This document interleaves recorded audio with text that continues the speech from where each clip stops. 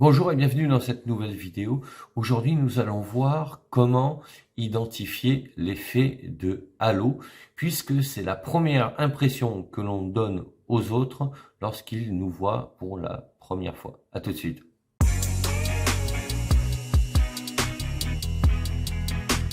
Connaître son effet de halo. Alors on va commencer par de quoi parle-t-on exactement quand on évoque ce sujet? Quels sont les critères de l'effet de halo? Et peut-on améliorer son effet de halo? Et on terminera par une petite conclusion. Alors, de quoi s'agit-il exactement lorsque l'on parle d'effet de halo? Tout simplement, l'effet de halo, c'est ce que l'on appelle l'effet de notoriété ou encore effet de contamination. C'est un biais cognitif qui affecte la perception des gens. C'est une interprétation et une perception sélective d'informations allant dans le sens d'une première impression. Alors en clair, c'est la première impression que vous donnez aux autres. A l'inverse, vous aurez une première impression sur les autres, puisque si l'effet de halo agit sur vous, il agit également sur les autres. Alors ensuite, quels sont les critères de l'effet de halo? Il y a plusieurs critères qui vont influencer votre perception de l'autre. Tout d'abord, vous allez être influencé par son apparence et ce qu'il dégage. Alors, c'est ce qu'on appelle les a priori. C'est une idée préconçue en fonction de votre cadre de référence, c'est-à-dire de votre éducation, de vos formations, de vos expériences et de votre culture. Alors toujours dans les a priori, certains a priori sont universels. Bon, c'est comme ça, on n'y peut rien, ils existent, ils sont présents. Ça consiste à dire que par exemple les gens beaux sont intelligents et que les gens minces sont dynamiques. Voilà, ce sont des a priori qui ont une influence sur l'effet de halo. On n'y peut rien, c'est comme ça, c'est une réalité. Donc ensuite, on aura l'apparence. Alors, votre apparence générale influence forcément la perception des autres. Alors, ça ne veut pas dire qu'ils vont forcément apprécier votre look, votre façon de vous habiller, mais ils pourront constater et dire, voilà, bon, ben, cette personne a une apparence agréable, même si, personnellement, ce n'est pas le style vestimentaire que je porterai moi et que j'apprécie à titre personnel. Mais voilà, ils auront une bonne image de votre tenue vestimentaire. C'est un exemple. Alors l'apparence, évidemment, elle a un impact sur le contexte.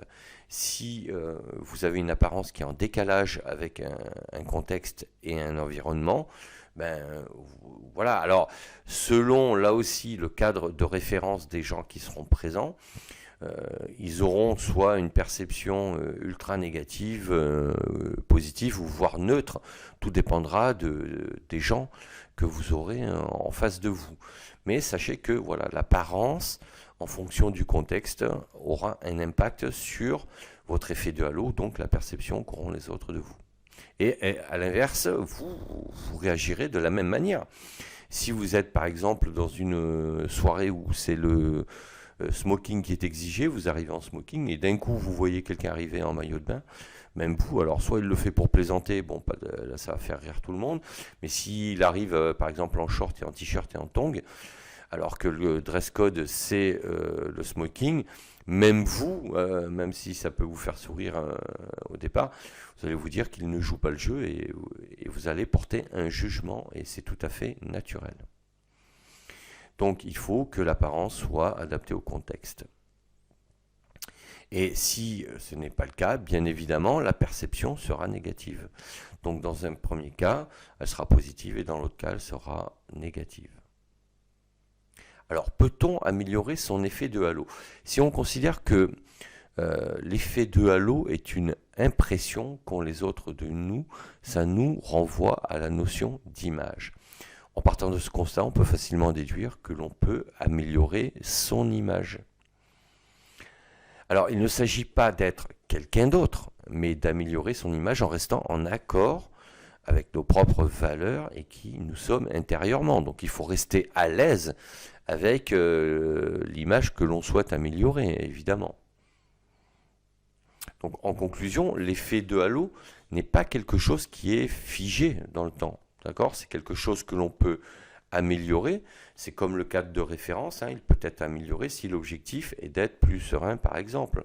Donc, si vous avez envie d'améliorer votre éducation, vous pouvez tout à fait suivre des formations, vous pouvez améliorer vos expériences, donc en voyageant, par exemple. Vous pouvez, voilà, tout est, comment dire, perfectible dans le temps.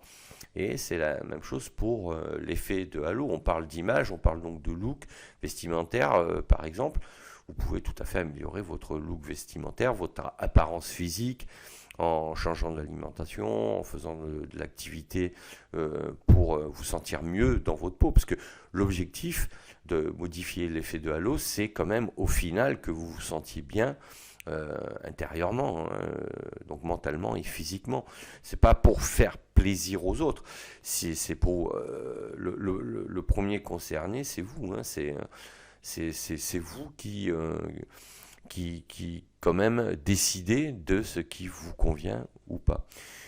Voilà ce que je voulais vous dire. Alors, en sachant que, évidemment, ça contribue forcément à développer son estime et sa confiance en soi. Si vous vous sentez mieux dans votre peau, vous développerez votre estime, puisque vous vous sentirez bien, vous vous aimerez plus, et à partir de là, vous aurez plus confiance en vous, et ça contribuera donc à votre sérénité et bien-être. Donc voilà ce que je voulais vous dire sur l'effet de halo.